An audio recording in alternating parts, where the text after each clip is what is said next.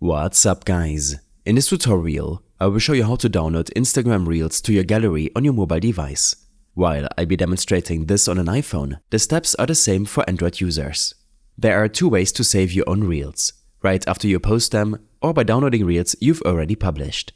To automatically save Reels when you post them, open Instagram and swipe to the Reels camera. Make sure Reels is selected at the bottom. Then tap the gear icon in the top right corner to open the camera settings. From there, select Reels and enable the option to save Reels to your device. This will ensure that every Reel you post is saved to your phone automatically. If you want to save a Reel you've already posted, go to your profile and open the Reel you want to download. Tap the share button, which looks like a paper plane icon located next to the like and comment buttons. In the share menu, scroll across until you see the download option and tap it.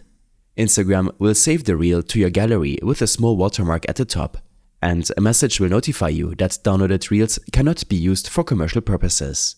Once saved, you can find the Reel in your phone's gallery, ready to share or watch offline.